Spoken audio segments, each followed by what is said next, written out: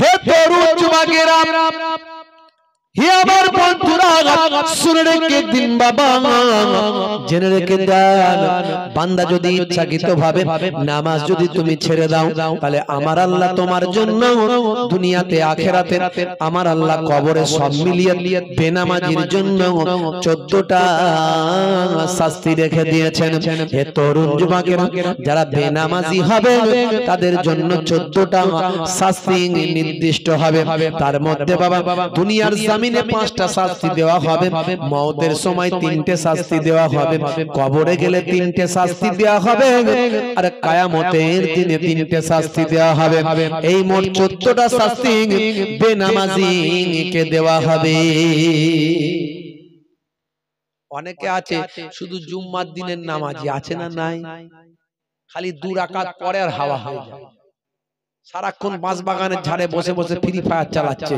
যেই মুয়াজ্জিন সাহেব আজান দিচ্ছে, আল্লাহু আকবার, আল্লাহু আকবার, আল্লাহু আকবার, আল্লাহু আকবার, আশহাদু আল্লা ইলাহা ইল্লাল্লাহ, আশহাদু আন্না ইলাহা ইল্লাল্লাহ,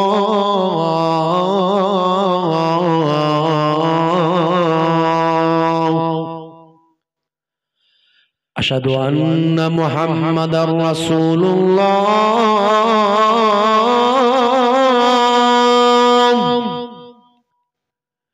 আশহাদু আন্না মুহাম্মাদার রাসূলুল্লাহ,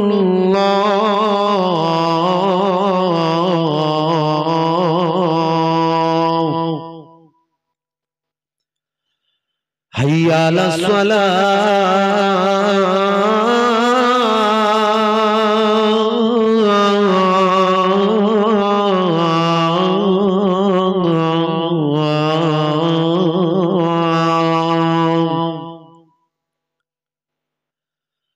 হাইয়া আলাল ফালাহ,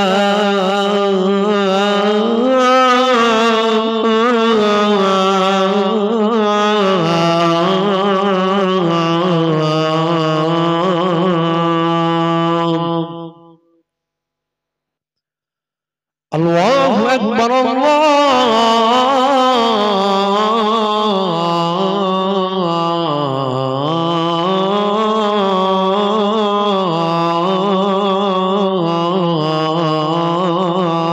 আকবার, লা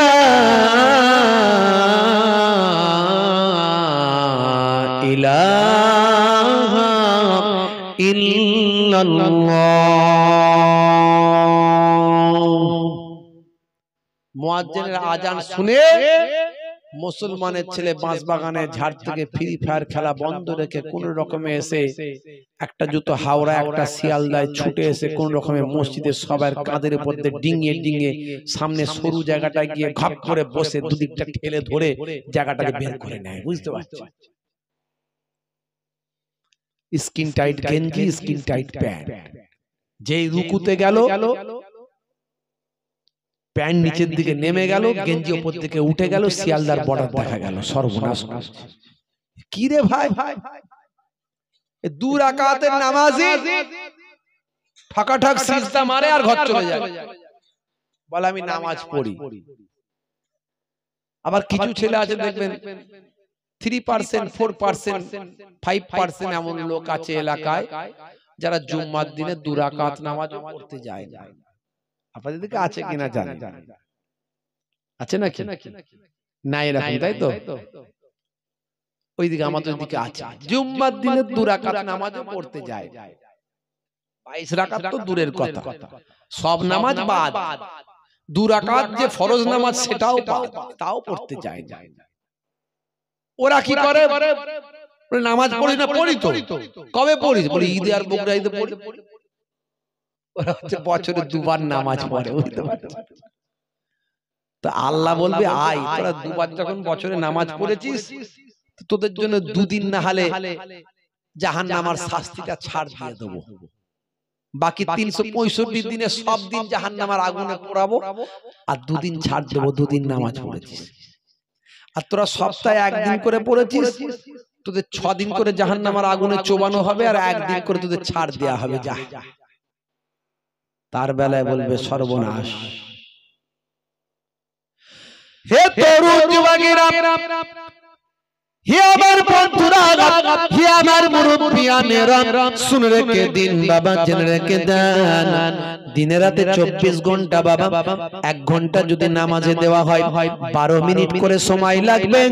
5 ওয়াক্তের নামাজ 12 মিনিট করে সময় লাগলে 60 মিনিট, 1 ঘন্টা।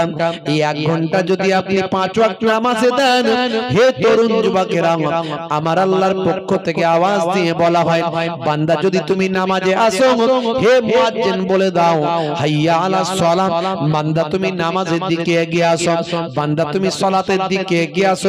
ওরে বান্দা নামাজের দিকে আয়, যদি নামাজটা তুই পড়িস আমি আল্লাহ তোকে 1 ঘন্টার বিনিময়ে কি দেব শুনে রেখে দাও। 5 ওয়াক্ত নামাজ পড়তে 1 ঘন্টা লাগে, আল্লাহ বললেন হে মুয়াজ্জিন বলে দাও হাইয়া আলাল ফালাহ, আমি আল্লাহ তোমাকে কামিয়াবি দান করে দেব।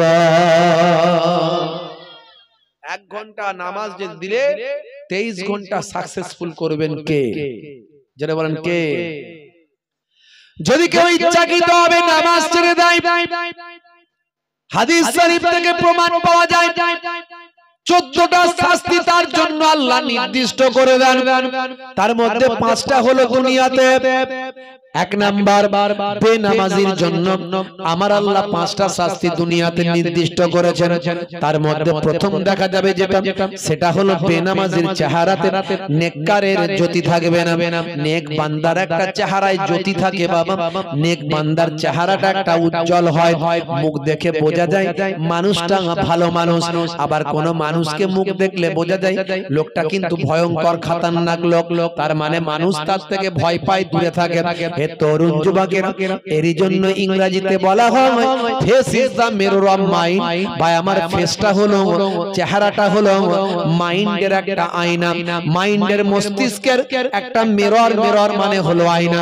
হে তরুণ যুবকেরা, হে আমার মুরব্বিয়ানেরা, এই জন্যই বাংলায় বলে মুখ হলো মানুষের দর্পণ। হে তরুণ যুবকেরা, বেনামাজি বান্দা চেহারাতে নেককারের জ্যোতি থাকবে না, এটা হলো 1 নাম্বার। 2 নাম্বার হলো বেনামাজি বান্দা বাবা, হে তরুণ যুবকেরা, তার রুজিতে কোনো বরকত হবে না। এত ইনকাম করি, এত ইনকাম করি, কিন্তু চোখে পয়সা দেখতে পাই না। হুজুর একটা ভালো দেখে তাবিজ দিন তো হুজুর। তাবিজ দিন হুজুর, হুজুর তাবিজ একটা দিন। কেন রে বাবু? এত ইনকাম করছি হুজুর, পয়সা চোখে দেখতে পাই না। সেরকম অরিজিনাল হুজুর হলে বলবে বাবা নামাজটা পড়ো। প্রশ্ন করবে নামাজটা পড়ো, পয়সা কেন দেখতে পাচ্ছ না, বরকত কেন হচ্ছে না, তোমার কাছ থেকে বরকত উঠে যাচ্ছে কেন? তার মানে তুমি নামাজটা পড়ো। বলবে হুজুর নামাজ পড়িনি। তো মনে রাখবেন, নামাজ যদি কেউ না পড়ে, গলায় তাবিজ ঝোলানো তো দূরের কথা, একটা কোরআনের আয়াত লেখা তো দূরের কথা, টানা গোটা কোরআন শরীফটা ঝুলিয়ে দিলেও তার কোনো উন্নতি হবে না। হে তরুণ যুবকেরা, এই উপরে ছাওয়া আছে তো? আছে? তাহলে চিন্তা নাই, খুব বেশি সময় নেব না, একটু ঠান্ডা মেজাজে শুনুন। হে আমার বন্ধুরা, হে আমার মুরব্বিয়ানেরা, শুনে রেখে দিন বাবা। তাহলে 2 নাম্বার হলো কোন রুজিতে বরকত হবে না। 3 নাম্বার হলো বেনামাজি বান্দা যখন কোন ভালো কাজ করবে, কোন নেক কাজ যদি করে, ভালো কাজ যদি করে, ওই বান্দা ভালো কাজের যে সওয়াব হয়, সেই সওয়াবটা বেনামাজি বান্দা ভালো কাজ করলেও সওয়াব পাবে না। এটা হলো 3 নাম্বার। আর 4 নাম্বার হলো বেনামাজি বান্দা যদি নিজের জন্য কখনো দোয়া চায়, আল্লাহ তুমি আমার এটা করো, ওটা করো, বেনামাজি বান্দার দোয়া কবুল হবে না, নিজের জন্য দোয়া চাইলে সেই দোয়া কবুল হবে না।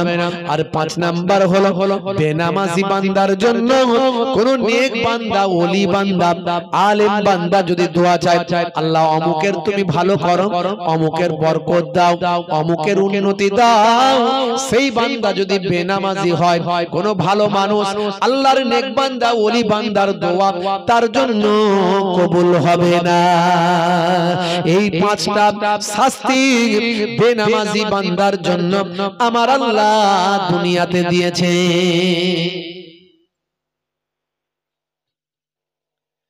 হে তরুণ যুবকেরা, মৃত্যুর সময় 3টে শাস্তি হবে। হে তরুণ যুবকেরা, মৃত্যু যখন এসে উপস্থিত হবে, বেনামাজি বান্দার 3টে শাস্তি হবে।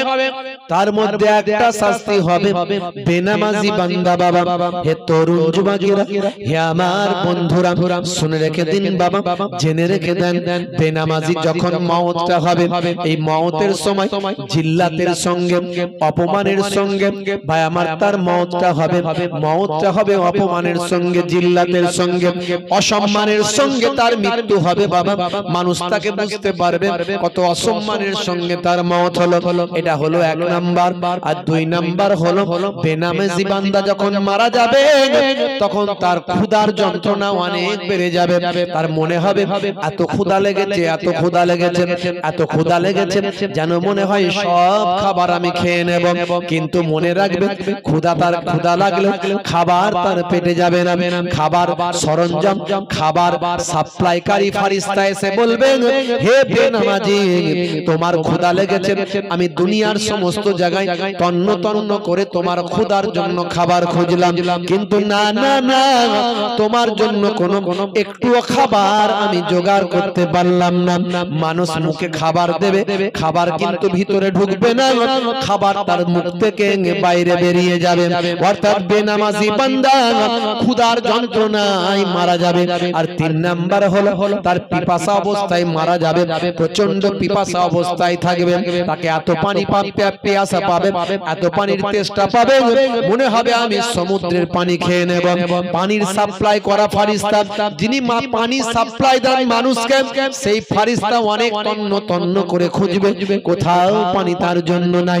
হে তরুণ যুবকেরা, সে এসে বলবে, বান্দা, হে পাপী বান্দা, তোমার জন্য আমি পানির চেষ্টা করলাম, কিন্তু না না না, আমি তোমার পানির সাপ্লাইয়ের দায়িত্বে ছিলাম, আজকে তোমার জন্য পানির চেষ্টা করলাম, কোথা থেকে পানি এনে তোমাকে খাওয়াবো, কিন্তু না না, আমি কোথা থেকেও পানি একটুও তোমার জন্য জোগাড় করতে পারলাম না। মানুষ মুখে পানি দেবে, পানি তার ভিতরে ঢুকবে না, গাল থেকে বেরিয়ে জমিনে পড়ে যাবে। বেনামাজি বান্দার মৃত্যুর সময় 3টে শাস্তি। হে তরুণ যুবকেরা, হে আমার বন্ধুরা, শুনে রেখে দিন বাবা, জেনে রেখে দেন, হে মুসলমান, একটু লক্ষ্য করুন।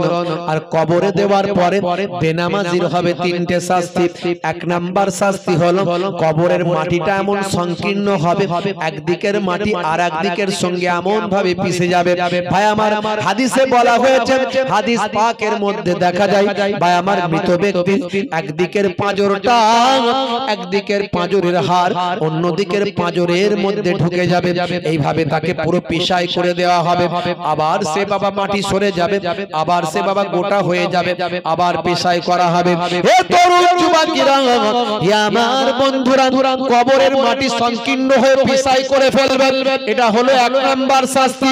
কবরে 2 নাম্বার শাস্তি যেটা হবে, বেনামাজির কবরটা ভাই আমার আগুনের টুকরাতে পরিণত করা হবে, তারা আগুনের টুকরায় রূপান্তরিত হবে কবর, সর্বদা আগুন সেখানে জ্বলতে থাকবে। আর 3 নাম্বার শাস্তি হলো বেনামাজির কবরে একটা ভয়ঙ্কর সাপ আল্লাহ নিযুক্ত করবেন। ওই সাপটার নাম হলো সুজা আকরা সাপ। এই সাপটা যদি দুনিয়ার জমিনে একবার নিঃশ্বাস ফেলতো, তাহলে সেই জায়গায় কিয়ামত পর্যন্ত কখনো ঘাস আর জন্মাতো না। এই রকম একটা ভয়ঙ্কর সাপ বেনামাজি বান্দার কবরে নিযুক্ত করে দেওয়া হবে। এই তিনটে শাস্তি কবরে। আর কিয়ামতের দিনে হবে তিনটে শাস্তি। কিয়ামতের দিনে হবে তিনটে শাস্তি। হে তরুণ যুবকেরা, হে আমার বন্ধুরা, শুনে রেখে দিন বাবা, জেনে রেখে দেন। হে মুসলমান, একটু লক্ষ্য করুন, কিয়ামতের দিনে আমার আল্লাহ নারাজ হয়ে যাবে। বেনামাজির প্রতি রহমতের দৃষ্টিতে তাকাবেন না। যখন সমস্ত মানুষের দিকে আমার আল্লাহ রহমতের দৃষ্টিতে দেখবেন, তারা বড় খুশি হবে। সেই সময় সেই পরিস্থিতিতে বেনামাজির দিকে আমার আল্লাহ রহমতের দৃষ্টিতে তাকাবেন না, তাদের উপর আমার আল্লাহ নারাজ থাকবেন। এটা হলো কিয়ামতের দিনের এক নাম্বার শাস্তি। দুই নাম্বার শাস্তি হলো তাদের আমলনামাটা ডান হাতে দেওয়া হবে না। যে সময় ঈমানদার নামাজি পরেশগার বান্দাদের ভাই আমার আমলনামা ডান হাতে দেওয়া হবে, বেনামাজি বান্দার আমলনামাটা পেছন দিক থেকে ঘুরিয়ে বাম হাতে দেওয়া হবে। এতে তার সে অপমানিত হবে, লজ্জিত হবে। ভাই আমার দুনিয়ার জমিনে কিয়ামতের দিনে মানুষের মাঝখানে সে অপমানিত ও লজ্জিত হয়ে যাবে। হে তরুণ যুবকেরা, তিন নাম্বার শাস্তি হলো বাবা, হে জওয়ান যুবকেরা, ওই ব্যক্তিকে অপমানিত করে লজ্জিত করে টানতে টানতে হিজরাতে হিজরাতে জাহান্নামের আগুনে নিক্ষেপ করা হবে। এই তিনটে শাস্তি কিয়ামতের দিনে করা হবে। হে তরুণ যুবকেরা, হে আমার মুরব্বিয়ানেরা, বেনামাজির টোটাল শাস্তি হলো 14টা। এই 14টা শাস্তি আমার আল্লাহ বেনামাজি বান্দার জন্য রেখে দিয়েছেন। হে মুসলমান, আজ থেকে প্রতিজ্ঞা করুন, বেনামাজি হবেন না, নামাজি হয়ে যাবেন। নামাজকে বলবেন না কাজ আছে, বরং কাজকে বলবেন হে কাজ আমার নামাজ আছে। 12 মিনিট করে সময় দিলে এক ওয়াক্তের নামাজ পড়া হবে। নামাজের ওয়াক্তটা হবে যখনই মসজিদে চলে যাও তুমি তখনই। নামাজের ওয়াক্তটা হবে যখনই মসজিদে চলে যাও তুমি তখনই। ছাড়ো এবার, ছাড়ো ছাড়ো এবার, ছাড়ো এবার, ছাড়ো এই কাজ তোমারই। ছাড়ো এবার, ছাড়ো ছাড়ো এবার, ছাড়ো এবার, ছাড়ো এই কাজ তোমারই। নামাজের ওয়াক্তটা হবে যখনই মসজিদ চলে যাও তুমি তখনই। জোরে হবে না? আর জোরে হবে না? তোমার বাঁচা আর তোমার মরা লেখেন মোর প্রভু আমারি। তোমার বাঁচা আর তোমার মরা লেখেন মোর প্রভু আমারি। নামাজের ওয়াক্তটা হবে যখনই মসজিদে চলে যাও তুমি তখনই। আর জোরে হবে না? এদিককারে মানুষরা আওয়াজ দিচ্ছেন না, জোরে হবে না? ফজরের সময় হলে বলে হুজুর ফজর বেলা বুঝতেই তো পারছেন আজান কোনটা দিয়ে হয় আর নামাজ কোনটা দিয়ে পালিয়ে যায় কিছু বুঝতেই পারি না, কানে আওয়াজই আসে না। আর জোহরের সময় বলে হুজুর কাজ থাকে তো কাজ করব, না কাজ করলে খাবো কি, না কাজ করলে খাবো কি? কাজ করবো না নামাজ পড়বো। আসর আর মাগরিবের সময় বলে হুজুর সারাদিন খাটাখাটনি করার সময় শরীর, এই বিকাল বেলা একটুখানি চায়ের দোকানে বসি, একটু ক্যারাম খেলি, একটু তাস পিটি, বুঝতে পারছেন, একটু টিভি দেখি, এইসব করতে করতে সময়টা চলে যায়, হুজুর নামাজ পড়ার সময় পাই না। আর এশার সময় বলে হুজুর সারাদিন খাটাখাটনি করা শরীর তো সন্ধ্যাবেলায় ঘুম পেয়ে যায়, খায় আর ঘুমায়।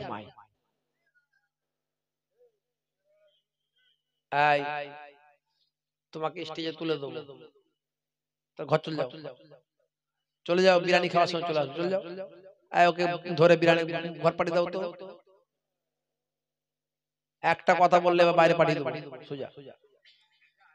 ভাইরা আমার, তাহলে এসার সময় বলে হুজুর সারা রাত খাটাখাটনি, সারাদিন খাটাখাটনি করা শরীর, এসার সময় কি করবো হুজুর বলো? এই সব বাহানা দুনিয়ায় কোন আলেম ওলামা হুজুরদেরকে বলা যাবে, বোঝানো যাবে, আল্লাহর কাছে বোঝানো যাবে? কোনো কথা আল্লাহ শুনবেন না। ফজরের সময় ঘুমিয়ে থাকি, জোহরে কি দেব কাজে ফাঁকি। ফজরের সময় ঘুমিয়ে থাকি, জোহরে কি দেব কাজে ফাঁকি। রাখো এসব, রাখো রাখো এসব, রাখো এসব, রাখো কথা তোমারি, রাখো এসব, রাখো রাখো এসব, রাখো এসব, রাখো কথা তোমারি। আসর আর মাগরিব হেলা করি, দোকানার আড্ডায় সময়টা দিই। আসর আর মাগরিব হেলা করি, দোকানার আড্ডায় সময়টা দিই। মরলে তোমাকে যেতে হবে, মাটির নিচে ঘর তোমারি। আমাদের ঘর কোথায়? আসল ঘর কোথায়? ওরে বাপ রে বাপ। বলে হুজুর আমার আসল ঘর হচ্ছে কি নাম জানো? বরজ। বলে আমার বরজে ঘর হুজুর। এই বরজের ঘরে কতদিন আছো? জ্ঞান হতে হতে তো 10 বছর 12 বছর 15 বছর কেটে গেছে। আর বাঁচো যদি 50-60, তা থাকবে কতদিন? 30 থেকে 40 বছর বরজের ঘর তোমার। আর বলছো আমার ঘর বরজ। ওই বাপরে, দুতলা বাড়ি হুজুর আমাদের, তাই তো? কিন্তু এটা আসল ঘর নয় বাপ। আসল ঘর হলো মাটির নিচে, যেখানে চলে গেলে আর কেউ ফিরে আসবে না। মরলে তোমাকে যেতে হবে, মাটির নিচে ঘর তোমারি। নামাজের ওয়াক্তটা হবে যখনই, মসজিদে চলে যাও তুমি তখনই। জোরে হবে না? জোরে হবে না? এশার সময় ঘুমিয়ে পড়ি, শরীরটা ক্লান্ত মেলিয়ে দিই। এশার সময় ঘুমিয়ে পড়ি, শরীরটা ক্লান্ত মেলিয়ে দিই। না না এসব বলো না, এসব বলো না, এসব বলো না বান্দা তুমি। না না এসব বলো না, এসব বলো না, এসব বলো না বান্দা তুমি। রুটি রুজি দিচ্ছে যিনি, জীবন মরণ মালিক তিনি। জোরে হবে না? আর জোরে হবে না? রুটি রুজি দেওয়ার মালিক কে? কে? খুব তো আরামে আছেন, চাষে ফসলটা ফলাচ্ছেন, বাজারে বিক্রি করছেন, ভালো দাম পাচ্ছেন, আরাম আয়েশে আছেন। দোকান খুলছেন, খদ্দের আসছে, বিক্রি হচ্ছে। হঠাৎ করে চেঞ্জ হয়ে গেল, খদ্দের আর আসছে না। খদ্দেরের মনে মহাব্বত নাই দোকানের প্রতি। খদ্দের মনে এমন ঢুকে গেছে যে ওই দোকানে গেলে দাম বেশি নাই, মাল খারাপ দেয়। যদি এটা হয়ে যায়, খদ্দের আপনার দোকানে এসে মাল আর নেয় না, অন্য ছোট দোকানে যায়, আপনার বড় দোকানে আসে না। হতে তো পারে। ফসলটা আপনি ফলিয়েছেন ঠিকঠাক, প্রত্যেক বছর হয়েছে, এবছর আল্লাহ খরা দিয়ে দিলেন, শিলাবৃষ্টি দিলেন, অতিবৃষ্টি দিলেন। তাহলে আপনার ফসলে দেখা গেল এত পোকা, এত পোকার উৎপাত, যে স্প্রেতেও কাজ হয় না। আপনি ফসলটা ফলিয়েছেন কিন্তু লাভ দেখতে পেলেন না। তাহলে এই লাভ দেওয়ার, ফসলটাই ফলন দেওয়ার মালিক কে? জানেন কে? তা সে আল্লাহকে ডাকা দরকার আছে না নাই? সেইটা আল্লাহর হুকুমটা পালন করা দরকার আছে না নাই? আজ মারা গেলে কাল 2 দিন 3 দিন পরে কেউ খবর রাখবে না।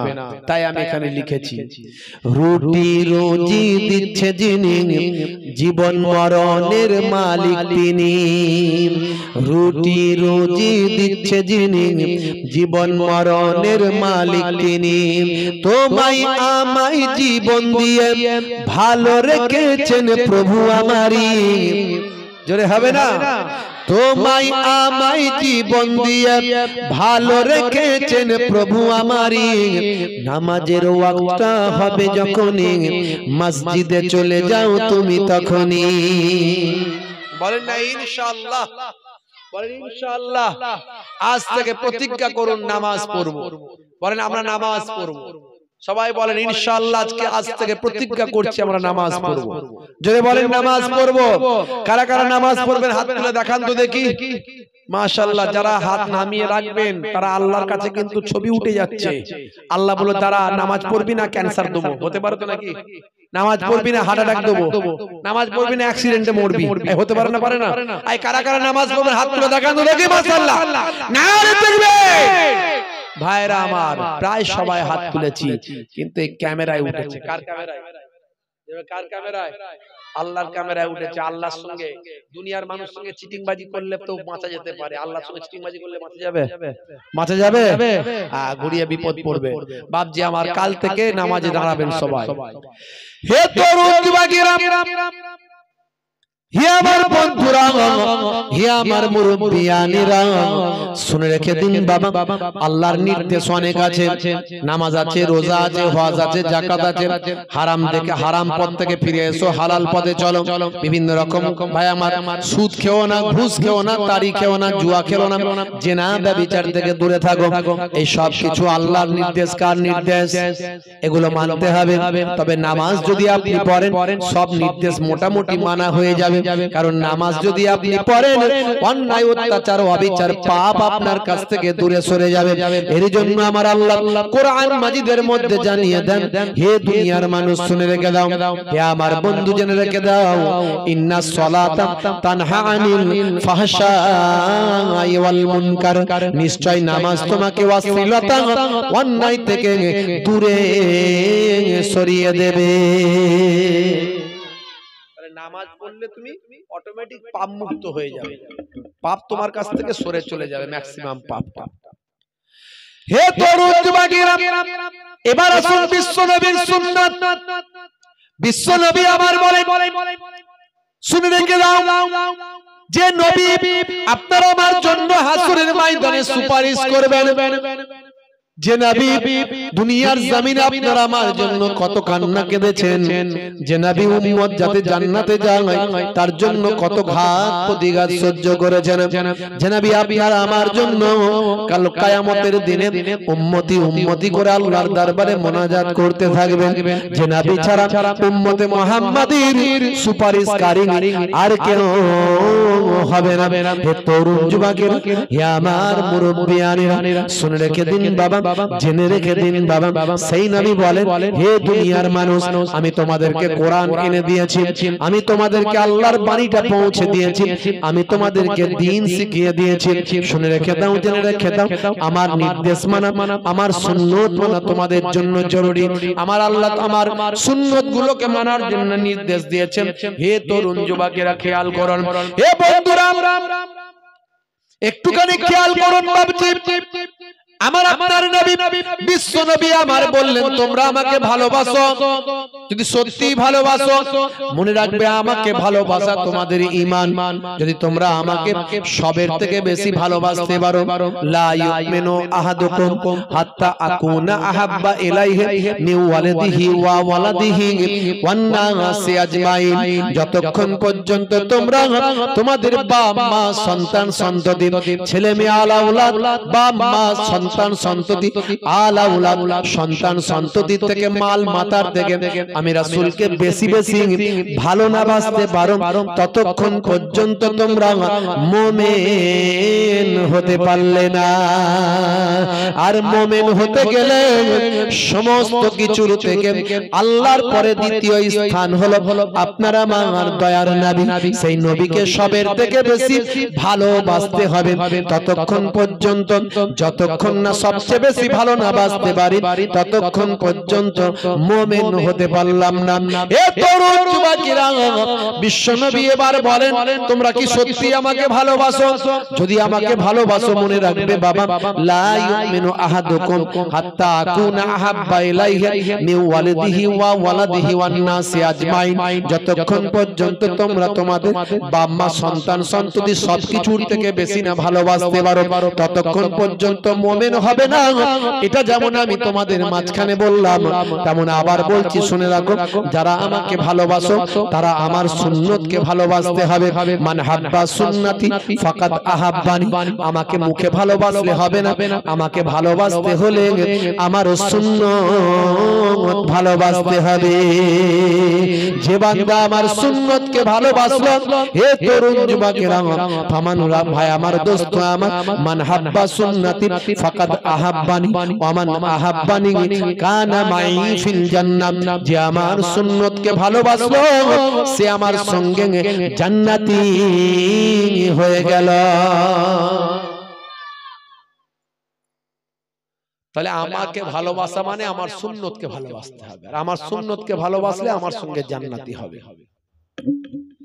যাদের ভিতর সুন্নত পাওয়া যায় তারা কেউ পথহারা হয় না।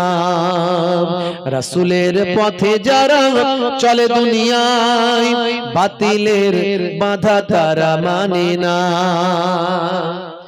নিশীত রজনীতে সেজদাতে যায় হুসাইনি তাদের নিয়ে ভাবনাতে রয়।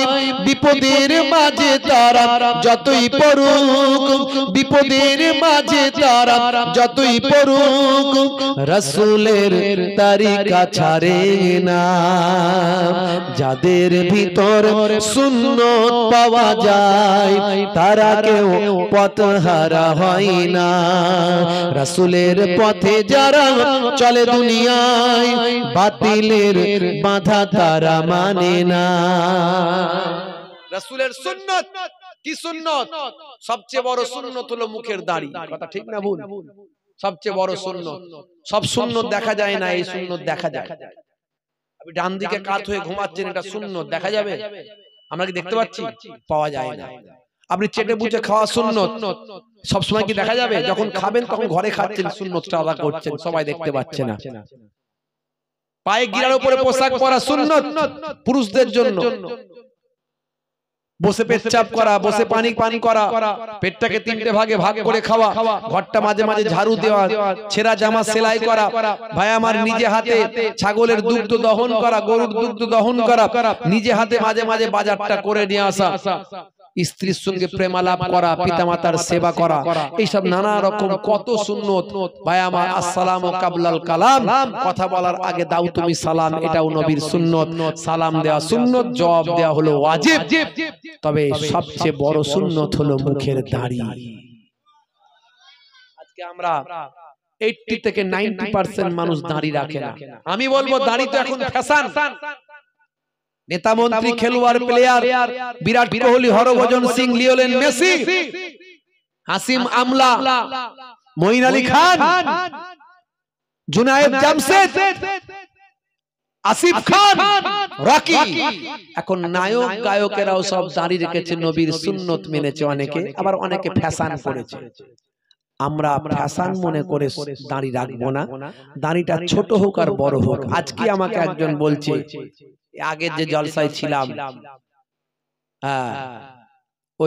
ওই দিকটাই, স্বরূপনগরের ওই দিকটাই, তো এখানে বলছে হুজুর এই যে দাড়িটা দেখছেন, এই দাড়িটা আপনার ওয়াজ শুনে, আর এখন আমি 5 ওয়াক্ত নামাজ পড়ি, নামাজটাও আপনার ওয়াজ শুনে মনটা ভরে গেল যে হ্যাঁ বাবু। মাঝে মাঝে এগুলো বলে আমাকে, হুজুর আপনার ওয়াজ শুনে আমার এই চেঞ্জ হয়েছে।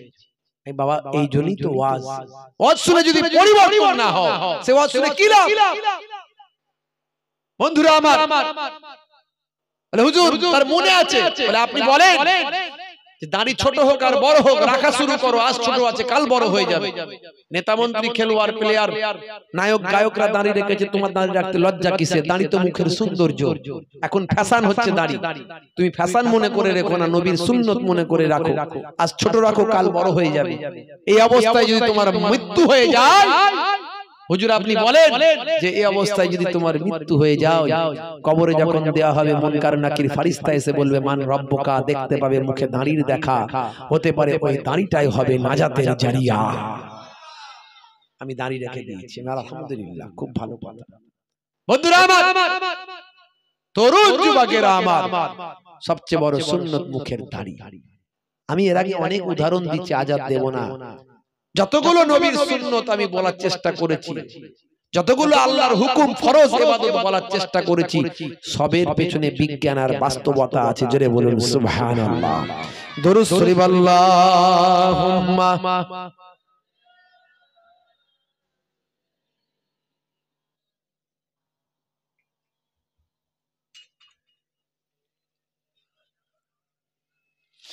পয়সা খরচা করেছেন বাবা। হে তরুণ যুবকেরা, হে আমার মুরব্বিয়ানেরা, আপনারা এই পাক মাহফিলটা দিয়েছেন কেন? শুধু শুনবেন, বুঝবেন, শুধু শুনবেন, চলে যাবেন, হই হই করবেন, মেলা দেবেন, মেলাতে মেলাবাজি করবেন ভাই আমার, সেখানে দোকানদানি কেনাকাটা করবেন, বাচ্চারা হই হই করে ঘুরবেন, নাগর দোলনা চাপবেন, আর ওই জাম্পিং করবেন, মিকি মাউসে দুলবে, লাফাবেন। এসব করার জন্য নয়। হে তরুণ যুবকেরা, ফুচকা খাবে, ফুচকাওয়ালা ফুচকা বিক্রি করবে, 5টা গ্রামের ছেলে মেয়ে এসে ফোন নাম্বার নেবে আর দেবে, ফুচকা খাবে, চলে যাবে। এই জন্য পাক মাহফিল নয়। মনে রাখবেন, এই চিন্তা ভাবনা নিয়ে যদি ওয়াজের মাহফিল দেওয়া হয়, নেকি হবে না, গুনাহ হবে। আর যদি আপনি জান্নাতের বাগানটা কায়েম করেন, কিছু শুনবেন, জানবেন, বুঝবেন, মৃত মানুষেরা কবরে পড়ে পড়ে সওয়াব পাবেন, জীবিত মানুষেরা কিছু শিক্ষা লাভ করবেন। এই চিন্তা ভাবনা করে যদি এরকম ওয়াজের মাহফিলটা দেওয়া হয়, সেই মাহফিলে যতক্ষণ আপনি থাকবেন, আল্লাহর রহমত আপনার মাথায় ঝরে ঝরে পড়তে থাকবে। শুধু তাই নয়, ওই মাহফিলটা তখন সাধারণ দুনিয়ার কোনো মাহফিল হবে না। ওই মাহফিলটা আমার দয়ার নবীর কথাতে জান্নাতের বাগান হয়ে যাবে। সেই জান্নাতি মাহফিল আমরা এসে হাজিরা দিয়েছি। কিছু সময়ের জন্য আমরা এখানে বসেছি। হে তরুণ যুবকেরা, হে আমার বন্ধুরা, শুনে রেখে দিন বাবা, জেনে রেখে দেন, এই পাক মাহফিলে বসে আপনাকে আমাকে প্রতিজ্ঞাবদ্ধ হতে হবে। একেবারে আজ থেকে প্রতিজ্ঞাবদ্ধ হতে হবে যে মারা তো যাব, মৃত্যু তো আমাদের হবে, জান্নাত জাহান্নাম আছে। মারা যাওয়ার পরে আপনার আমার আত্মাটা জান্নাতি খুশবু পাবে, জান্নাতি জায়গায় গিয়ে চলে যাবে। ভাই আমার আত্মার জায়গায় ইল্লিনে যাবে, কোনটা সিজ্জিনে যাবে। হে তরুণ যুবকেরা, ভালো আত্মাগুলো ভালো জায়গায়, খারাপ আত্মাগুলো খারাপ জায়গায়। আপনার আত্মা, আপনার রূহ যেন ভালো হয়, ভালো জায়গায় যদি যান, জান্নাতের স্বাদ সেখানেই পাবে। যেন আল্লাহর জান্নাতে পৌঁছে গেছে, আত্মীয় স্বজনদের সঙ্গে সেখানে দেখা হবে, তারা একে অপরকে খুঁজতে থাকবে, আমার আগে মারা গেছে সে কোথায় আছে। যদি তাকে সেখানে খুঁজে পান, তাহলে জানবে হ্যাঁ হ্যাঁ, আমাকে আল্লাহ আমার আত্মাকে জান্নাতি স্বাদ দিয়েছেন, তার আত্মাকেও জান্নাতি স্বাদ দিয়েছেন। জান্নাতের ভিতরে আত্মা ঘোরাঘুরি করবে, দৌড়াদৌড়ি করবে, আত্মা পাখি হয়ে উড়াউড়ি করবে, আত্মা এক জায়গা থেকে অন্য জায়গায় যাবে, আত্মীয় স্বজনের সঙ্গে দেখা সাক্ষাৎ হবে। আর যদি আত্মীয় স্বজনকে না পায়, তাহলে বুঝতে পারবে ওই আত্মাটাকে আমার আল্লাহ জাহান্নামায় পাঠিয়ে দিয়েছেন। হে তরুণ যুবকেরা, হে আমার মুরব্বিয়ানেরা, তাহলে মৃত্যুর পরে রূহটা চলে যাবে ভালো জায়গায় অথবা খারাপ জায়গায়। ভালো জায়গায় শান্তির জায়গায় যাবে অথবা অশান্তি কষ্টের জায়গায় যাবে। তাহলে মারা যাওয়ার পর থেকেই শাস্তি শুরু হয়ে যাবে আর আরাম শুরু হয়ে যাবে। এমন কাজ করে যেতে হবে যাতে মারা যাওয়ার পরে আত্মা আমার শান্তি পায়, রূহ আমার আরামে থাকে। আর এমন কাজ করব না মারা যাওয়ার পরে রূহ আমার কষ্টের মধ্যে পতিত হয়। হে তরুণ যুবকেরা, হে আমার মুরব্বিয়ানেরা, তাহলে ভালো কাজটা করতে হবে, ইবাদত বন্দেগীটা করতে হবে। আমার আল্লাহ বললেন, বান্দারে আতিউল্লাহ, তোরা আমার ইতাআতটা কর, ওয়া আতিউর রাসূল, আমার রাসূলের তাবেদারিটা কর, রাসূলের সুন্নতের ইবাদত, সুন্নতের তাবেদারি কর। ওয়া উলিল আমরি মিনকুম, আমার বন্ধু যারা হয়েছে আল্লাহর ওলিদের দেখানো পথে ইবাদত কর, ওলি আউলিয়াদের তাবেদারি কর। এই তিনটে কথা যদি ভালো করে মানতে পারে, তাহলে আর কোনো চিন্তা নেই। একটা আল্লাহর ইতাআত, আল্লাহর হুকুম মেনে চলা, আর একটা রাসূলের ইতাআত, রাসূলের সুন্নত মেনে চলা, আর একটা ওলি আউলিয়াদের ইতাআত, মানে ওলি আউলিয়ারা কিভাবে আল্লাহ এবং রাসূলকে পেয়েছে সেই পথে আল্লাহ এবং রাসূলকে পাওয়া। এই তিনটে কথা, এই তিনটে কথা যদি মেনে চলে, এটা কোরআনের কথা ভাবছি, এটা আমার কথা নয়, এটা কোরআন মাজিদের কথা। এই তিনটে কথা যদি মেনে চলে, জীবনটা ধন্য হয়ে যাবে। হে তরুণ যুবকেরা, হে আমার বন্ধুরা শুনে রেখে দিন বাবা, আল্লাহর কথা আল্লাহর হুকুম মেনে চলা মানে সবচেয়ে আগে আপনাকে আমাকে যে হুকুমটা মানতে হবে সেটা হলো আমার আল্লাহ 82 জায়গায় নামাজের কথা বলেছেন, ওয়াকিমুস সালাত ওয়াকিমুস সালাত, নামাজ কায়েম করো, ওয়া আতুজ যাকাত এবং যাকাতটা প্রদান করো, ওয়া আরকাউ মা'আর রাকিন এবং রুকুকারীদের সঙ্গে রুকুটা করো। মনে রাখবেন ইসলামের ভিত্তি হলো 5টা, বুনিয়াল ইসলামু আলা খামস, ইসলামের ভিত্তি হলো 5টা। হে তরুণ যুবকেরা, হে আমার বন্ধুরা, মনে রাখুন বাবা, শাহাদাতু আল্লা ইলাহা ইল্লাল্লাহ, প্রথমে সাক্ষী দিতে হবে আল্লাহ ছাড়া কোনো মাবুদ নাই, ওয়া আন্না মুহাম্মাদার রাসূলুল্লাহ এবং মুহাম্মদ সাল্লাল্লাহু আলাইহি ওয়াসাল্লাম আল্লাহর পয়গম্বর, ওয়া ইকামিস সালাত এবং নামাজটা প্রদান করতে হবে, নামাজটা প্রতিষ্ঠা করতে হবে, নামাজটা কায়েম করতে হবে, ওয়া ইতাইজ যাকাত, যাকাতটা ইতাআত করতে হবে, যাকাতটা দান করতে হবে, ওয়াল হজ এবং হজ পালন করতে হবে। হে তরুণ যুবকেরা, ওয়া সাওমা রমাজান এবং রমজান মাসে রোজাটা রাখতে হবে। এই হলো 5টা ভিত্তি ইসলামের। এই 5টা ভিত্তিকে যদি পালন করতে পারেন হে তরুণ যুবকেরা, হে আমার মুরব্বিয়ানেরা, আমার আল্লাহ কোরআন মাজিদে অন্য জায়গায় বলেন, ইন্নাল্লাযীনা আমানু ওয়া আমিলুস সালিহাত কানাত লাহুম জান্নাতুল ফিরদাউসে নুজুলা, ওই সমস্ত আমার বান্দা বান্দীরা যারা ঈমানটা এনেছেন সেই মতো আমলটা করেছেন, ওই সমস্ত বান্দা বান্দীদের জন্য আমি আল্লাহ তাআলা আমার দয়ার জান্নাত জান্নাতুল ফিরদাউস দান করে দিলাম। ভাইরা আমার, তরুণ যুবকেরা আমার, মুরব্বিয়ানেরা আমার, তাহলে আল্লাহ রাব্বুল আলামিন যে নির্দেশগুলো দিয়েছেন সেগুলো পালন করতে হবে। এটা হলো প্রথম আল্লাহর ইতাআত। কার ইতাআত? আল্লাহর ইতাআত। হে তরুণ যুবকেরা, তাহলে আপনাকে আমাকে নামাজ ছেড়ে দিলে হবে না। সবচেয়ে আগে নামাজ। সমস্ত ইবাদতগুলোর মধ্যে শ্রেষ্ঠ ইবাদত হলো নামাজ। আফজালুল ইবাদাতি ইবাদাতুস সালাত। সেই নামাজ ছাড়বেন না বাবা, নামাজ ছেড়ে দিলে জান্নাত যাওয়া যাবে না বাবা। যত আল্লাহর আলেম বান্দা, ওলি বান্দা, মাহবুব বান্দা হয়েছে, কেউ নামাজ ছেড়ে দিয়ে ওলি হননি বাবা।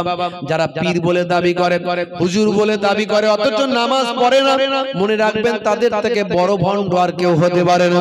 তাই নামাজ আপনাকে পড়তে হবে, যে অবস্থায় থাকেন না কেন, নামাজ ছাড়লে হবে না বাবা। আপনি পানি পান না, পানি নাই আপনার, আপনি তায়াম্মুম করে মাটি দিয়ে তায়াম্মুম করে নামাজ পড়বেন। আপনি দাঁড়াতে পারেন না বাবা, আপনি বসে নামাজ পড়বেন। বসতেও পারেন না বাবা, শুয়ে শুয়ে নামাজ পড়বেন। হাত পা নাড়াতে পারেন না বাবা, আপনি ইশারায় ইশারায় নামাজ পড়বেন। এরপরেও নামাজ ছাড় দেওয়া হয় না। হুজুর আমার বাচ্চা ছোট, মেয়েরা বলে না, হুজুর আমার বাচ্চা ছোট, কি করে নামাজ পড়ি বলুন তো? কোনো কথা হবে না, নামাজের মাফ নাই। বাচ্চা ছোটতে কি হয়েছে? বাচ্চা মাতৃদুগ্ধ খায়, মায়ের দুধ খায়, তো কি হয়েছে? খাবে খাবে, সে তার খাবে, আপনি আপনার নামাজ পড়বেন। সব সময় তো আর মাতৃদুগ্ধ খাচ্ছে না, বাচ্চাকে শুইয়ে দিয়ে নামাজ পড়বেন ওযু করে। হুজুর বাচ্চা ছেলে যদি কাপড়ে পেচ্ছাপ করে দেয়, বাচ্চা দুধের শিশু, ভাত খায় না, গোশত খায় না, মাছ খায় না, ডিম খায় না, তরি তরকারি খায় না, শুধু মায়ের দুধ খায়, ল্যাকটোজিনও খায় না, বনভিটাও খায় না, মায়ের দুধ খায়। তো ওই বাচ্চা যদি পেচ্ছাপ করে দেয়, আমাকে কি আবার গোসল ফসল করতে হবে? আমাকে কি আবার লাইতে ভাইতে হবে নাকি হুজুর? নাকি ওই অবস্থায় পেচ্ছাপ লেগেছে অতি নামাজ পড়ে নিলে হবে? মনে রাখবেন, নাপাক নাপাক, পাক পাক, নাপাক নাপাক। বাচ্চা ছেলের পেচ্ছাপটাও এই পাক না নাপাক? জোরে বলেন, নাপাক।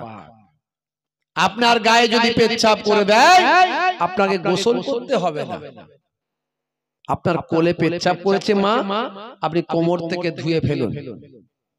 কাপড়টাকে ফেলে দিয়ে অন্য কাপড়, পবিত্র কাপড় পরে ফেলুন, ওযু করে নিন, আপনি নামাজ পড়ে নিন।